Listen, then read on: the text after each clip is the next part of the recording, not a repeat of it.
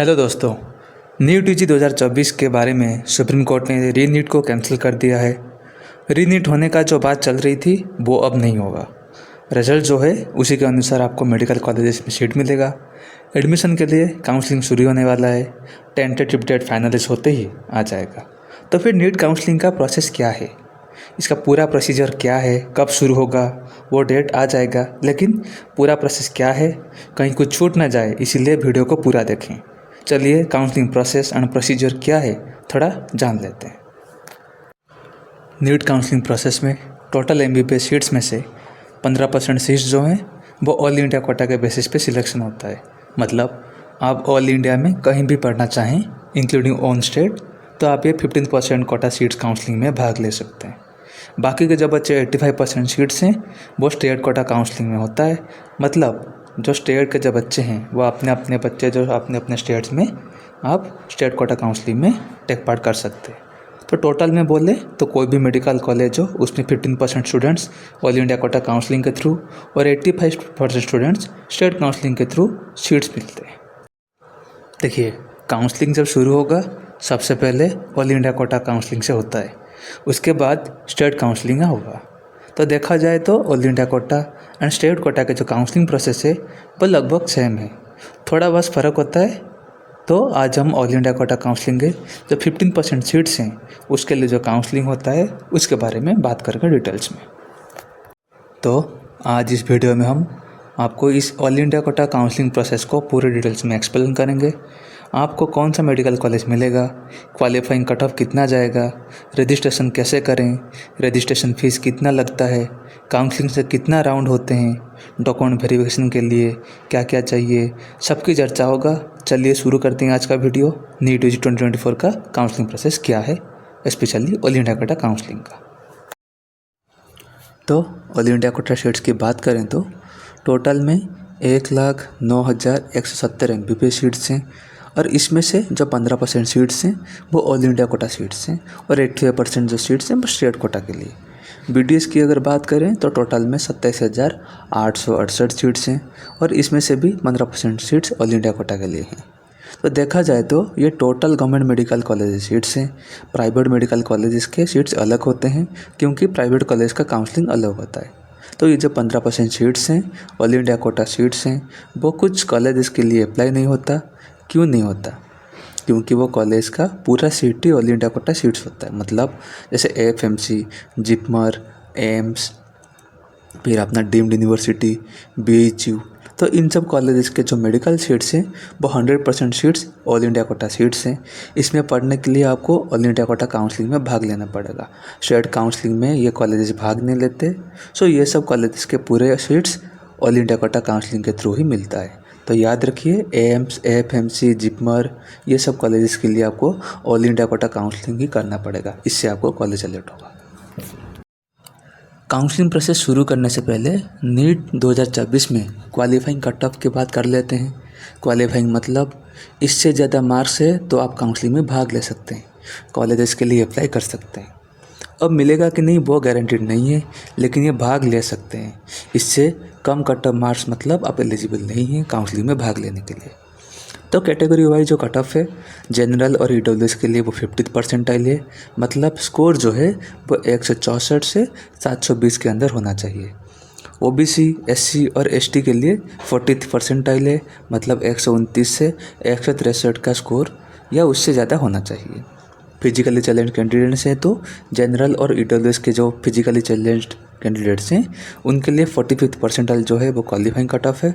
और OBC, SC और ST category के लिए जो फिजिकली चैलेंज कैंडिडेट है उनके लिए 14th परसेंटाइल मतलब वह 129 से 145 का स्कोर के उससे ज़्यादा होना चाहिए। तो ये था क्वालिफाइंग कट ऑफ स्कोर, जिससे आप काउंसलिंग के लिए एलिजिबल हैं कि नहीं पता कर पाएंगे और उसके बाद आप काउंसलिंग में भाग ले सकेंगे। अब काउंसलिंग प्रोसेस की बात करते हैं।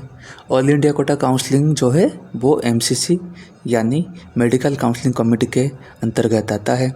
इसका जो साइट है mcc.nic.in, आपको इस साइट से काउंसलिंग करना होगा। काउंसलिंग के टोटल 4 राउंड्स होते हैं, इससे ज़्यादा भी हो सकते हैं, डिपेंड करता है सीट्स फिलअप हुए कि नहीं। अगर वैकेंसी रहेगा 4 राउंड के बाद भी तो राउंड 5 या 6 तक भी बढ़ सकता है। तो राउंड 1, राउंड 2, राउंड 3 जो कि मॉप अप राउंड भी कहा जाता है, और राउंड 4 जिसको हम स्ट्रे वैकेंसी राउंड कहते हैं। तो ये 4 अपना मेन राउंड होते हैं। आप ये सब में भाग ले सकते हैं। अपने पसंद का कॉलेज नहीं मिले तो आप एक राउंड के बाद नेक्स्ट राउंड में आप अपग्रेड कर सकते हैं। हर राउंड में अपडेट रहिए और अप्लाई करते रहिए। याद रहे, जो अच्छे कॉलेजेस हैं वो टॉप कॉलेजेस हैं, उनको हमेशा टॉप पे रखना है, प्रायोरिटी देना है, क्योंकि जो अपग्रेड वगैरह होता है वो सिर्फ टॉप मतलब नीचे से ऊपर के लिए होता है। आप फर्दर नीचे नहीं जा सकते। अगर कोई 17 नंबर पे कॉलेज आपको मिला तो 17 के ऊपर जो कॉलेज है 16, 15 वो सब कॉलेज अपग्रेड करेंगे तो उससे मिलेगा। नीचे के जो कॉलेज ऑप्शन से उसमें से नहीं मिलेगा, ठीक है। बाकी ये जो स्ट्रे वैकेंसी राउंड है उसका मतलब अगर आपको कॉलेज मिल गया इस राउंड में तो जैसे बाकी राउंड्स में आप अपग्रेड के लिए अप्लाई करते थे वैसे नहीं होगा। आपको अलॉटेड कॉलेज जो मिला है उसमें एडमिशन लेना पड़ेगा। अगर आप ऐसा नहीं करते तो कॉलेज में ज्वाइन नहीं करते तो आप 1 साल के लिए डिवेयर करा दिया जाएगा और साथ में फॉरफिट फीस भी देना पड़ेगा। तो राउंड्स में काउंसलिंग देख के परख के सोच समझ के काउंसलिंग करना है, और जो कॉलेज वगैरह जो राउंड में हम फिलअप कर रहे हैं तो वो सब देख के परख के करना है। 2023 के जो सीट अलॉटमेंट में है अगर हम उसकी बात करें तो राउंड 1 में टोटल सीट्स में से 15% ऑल इंडिया कोटा सीट्स में 22,902 कैंडिडेट्स को सीट अलॉट हुआ था। राउंड 2 में जो सीट्स अपग्रेड के लिए अप्लाई किए थे उनमें 1051 के सीट्स अपग्रेड हुए हैं, और जब फ्रेश कैंडिडेट्स अप्लाई किए थे तो उनमें टोटल 9,950 सीट्स अलॉट हुई।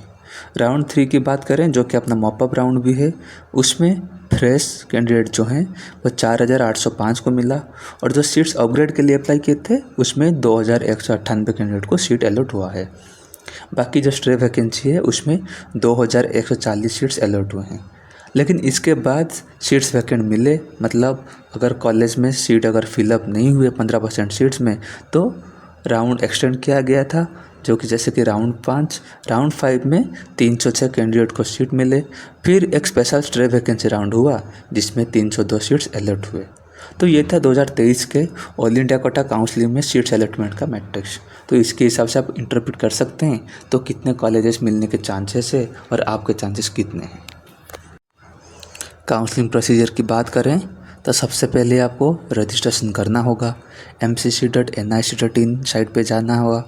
फिर उसमें कुछ डिटेल्स होंगे जैसे कि नाम, date of birth, phone number, email, तो ये सब देख के रजिस्ट्रेशन करना होगा। रजिस्ट्रेशन करने में आपको एक लॉगिन आईडी और पासवर्ड क्रिएट करना होगा। उसके बाद जैसे नॉर्मल एप्लीकेशन फिर आप फिलअप करते हैं तो वो हिसाब से आपको फिलअप करना होगा। अपना फ़ोटो, सिग्नेचर ये सब भी अपलोड करना पड़ सकता है। इसके बाद आपको फ़ी पेमेंट करना होगा। ये करने के बाद ही आपका रजिस्ट्रेशन कंप्लीट होगा। रजिस्ट्रेशन कंप्लीट होने के बाद आपको चॉइस फिलिंग करना है। ये एक अलग सा डेट आएगा इसके लिए जिसमें आपको कॉलेजेस के नाम फिलअप करना है। अदरवाइज़ कॉलेज वाइज आप अपने हिसाब से चॉइसेस जैसे रखना चाहें। याद रहे, जो टॉप कॉलेजेस हैं उनको पहले देना है। आपके प्रायोरिटी वाले कॉलेजेस को पहले देना है, क्योंकि जब आप अपग्रेड के लिए अप्लाई करेंगे वो नेक्स्ट राउंड में जो टॉप कॉलेजेस हैं, जो टॉप प्रायोरिटी कॉलेज हैं, तो उसके लिए अपग्रेड होता है। बाद के लिए जो ऑप्शन है उसके लिए नहीं होता। ओके, इसके बाद चॉइसेस भरने के बाद और एक डेट आएगा जिसमें आप अपने फील्ड चॉइसेस को लॉक करेंगे। मतलब आप जो चॉइसेस दिए हैं वो फाइनलाइज नहीं हुआ, लॉक करेंगे तो फाइनलाइज होगा। एक बार आप लॉक कर गए तो आप ये दोबारा मॉडिफाई नहीं कर सकते, इसीलिए अगर लॉक करने से पहले आपको चेक करना चाहिए। इसके बाद आपको सीट अलॉटमेंट होगा। अगर आपका मार्क्स और रैंक अच्छा है और आपने जो चॉइसेस दिए हैं उसमें आपको आपके हिसाब से आपने जो कंसिडर किए हैं तो उसके हिसाब से अगर कॉलेज अलॉटमेंट लेटर आया है आपका सिलेक्शन होने के बाद, तो अगर कॉलेज अलॉटमेंट लेटर आया है, अगर नहीं आया तो आपका सिलेक्शन नहीं हुआ। आपको नेक्स्ट राउंड के लिए वेट करना है अपग्रेड के लिए। अगर आपको सीट अलॉटमेंट हुआ है तो आपको अलॉटेड हुए कॉलेजेस में जाके प्रोसेसेस जो है उसको कंप्लीट करना है, जैसे कि डॉक्यूमेंट वेरिफिकेशन, सीट कंफर्मेशन, ये सब कंप्लीट करने ही आपको सीट कॉलेज में फिक्स हो गया। मतलब आपका जो एडमिशन है वो आपको अलॉटेड कॉलेज में हो गया। तो इससे आपका एडमिशन प्रोसेस कंप्लीट हो जाता है। ठीक है, अब हम बात करते हैं रजिस्ट्रेशन फ़ीस की। ऑल इंडिया कोटा काउंसलिंग में जो जनरल कैटेगरी के लिए रजिस्ट्रेशन फ़ीस है वो 1000 होता है और सिक्योरिटी फ़ीस 10,000 होता है। मतलब टोटल में आपको 11,000 फ़ी पेमेंट करना होगा रजिस्ट्रेशन के टाइम। अगर आपको कॉलेज अलर्ट नहीं हुए तो आपको जो सिक्योरिटी फ़ीस है 10,000 वो आपको रिफ़ंड हो जाएगा। ठीक है, तो 11,000 आपको पे करना है, अगर रिफ़ंड होगा तो 10,000 होगा। सिमिलरली अदर कैटेगरी जो बच्चे जैसे कि EWS, OBC, SC, ST और फिजिकली चैलेंज कैंडिडेट्स, उनके लिए जो रजिस्ट्रेशन फ़ीस है वो 500 है और सिक्योरिटी फ़ी 5,000। तो टोटल में उनको 5,500 पेमेंट करना होगा रजिस्ट्रेशन पूरा करने के लिए। अगर आपको रिफ़ंड होगा, कॉलेज अलर्ट नहीं हुआ, तो 5,000 आपको जो सिक्योरिटी मनी है वो आपको रिफ़ंड होगा। याद रहे EWS जो कैटेगरी है वो जनरल कैटेगरी में नहीं आता, इसका अलग सा जो रिजर्वेशन पॉलिसी होता है तो उसके हिसाब से रजिस्ट्रेशन फ़ीस होता है। तो ये था रजिस्ट्रेशन फ़ीस की बात। अब डॉक्यूमेंट वेरिफिकेशन के लिए डॉक्यूमेंट रिक्वायर्ड क्या क्या है। जब आप डॉक्यूमेंट वेरिफिकेशन करने कॉलेज जाएंगे तो फिर आपका डॉक्यूमेंट वेरिफिकेशन काउंसलिंग प्रोसेस में अगर करना है तो क्या क्या डॉक्यूमेंट चाहिए, ये बहुत इंपॉर्टेंट है क्योंकि आपको हर एक डॉक्यूमेंट संभाल के रखना है और अगर नहीं है तो टाइम से पहले सब रेडी रखना है। सबसे पहले नीट UG का एडमिट कार्ड, फिर नीट UG का स्कोर कार्ड जो मार्कशीट अपना होगा। ठीक है, एक कोई वैलिड आइडेंटिटी प्रूफ, आधार कार्ड, पैन कार्ड, DL और पासपोर्ट में से कोई एक चलेगा। क्लास 10th और 12th के सर्टिफिकेट, मार्कशीट का सर्टिफिकेट अगर आप रिजर्व कैटेगरी के अंडर आते हैं जैसे कि EWS, OBC जो नॉन क्रीमी लेयर हैं, SC या ST और PWD, तो आपको इसके सर्टिफिकेट चाहिए। अपना पासपोर्ट साइज़ फ़ोटो 4, 5, 7 रख लीजिए, काम आएगा। माइग्रेशन सर्टिफिकेट स्कूल से मिला होगा, स्कूल से पास आउट होने के बाद। गैप सर्टिफिकेट, ये एक इम्पोर्टेंट सर्टिफिकेट है। गैप मतलब आप कितने साल ड्रॉप किए हैं, आपका 12th पास ईयर से नीट काउंसलिंग करने के बीच का जो ईयर डिफरेंस है वो कितना है। अगर आप 2020 में 12th पास किए हैं और 2024 में काउंसलिंग कर रहे हैं तो आपका जो ईयर ड्रॉप है वो 4 साल का हो जाता है। इसका सर्टिफिकेट बनाना होगा, ये तहसीलदार ऑफिस में बन जाता है। इसके अलावा आपका डोमिसाइल सर्टिफिकेट जो कि अपना रेसिडेंट सर्टिफिकेट होता है, कुछ स्टेट्स में ये मैंडेटरी नहीं होता, लेकिन इसके अलावा बाकी के जो डॉक्यूमेंट्स अगर चाहिए लाइक ग्रीन कार्ड, तो ये सब डॉक्यूमेंट्स बहुत ज़रूरी है। इसको अपने पास काउंसलिंग से पहले सब अप टू डेट रखना है। इसका जेरोक्स कॉपी, ओरिजिनल कॉपी, ये सब अपने साथ अप टू डेट रखना है। लास्ट में आता है रिजर्वेशन पॉलिसी। जब 15% ऑल इंडिया कोटा सीट्स हैं, उनमें से रिजर्व सीट्स कितने हैं। देखिए 15% सीट में से जो 27% सीट्स हैं वो OBC कैंडिडेट्स के लिए होता है। यानी अगर आप बोल दें कि 100 ऑल इंडिया कोटा सीट्स हैं, उसमें से जो 27 सीट्स हैं, 27% वो OBC के लिए है। फिर 15% scheduled caste SC category candidates के लिए, 10% EWS के लिए, 7.5% ST के लिए और 5% जो है वो फिजिकली चैलेंज्ड PWD कैंडिडेट्स के लिए। तो जो 15% सीट्स में से SC रिजर्व सीट्स हैं रिजर्वेशन कैंडिडेट्स के लिए, और बाकी के जो बचे सीट्स 35% के अराउंड वो जनरल कैंडिडेट्स के लिए है। तो ऐसे डिवाइड हैं रिजर्वेशन कोटा सीट्स के। काउंसलिंग में भाग लीजिए, पसंद के कॉलेज में सीट्स मिले तो एडमिशन ले लीजिए, नहीं तो नेक्स्ट राउंड के लिए अपग्रेड के लिए इंतज़ार कीजिए रिजल्ट निकलने का। तो ये था अपना रिजर्वेशन पॉलिसी का। तो ये सब था नीट काउंसलिंग के पूरे process and procedure, seat distribution, registration fees, cut offs कितने होंगे, डॉक्यूमेंट रिक्वायर्ड। काउंसलिंग में कोई गड़बड़ी ना कीजिए तो बेहतर है। MCC साइट पर अपडेट रहिए, नया नोटिस आए तो चेक कीजिए। अगर कोई डाउट हो तो कमेंट सेक्शन में ज़रूर पूछिएगा। Thank you for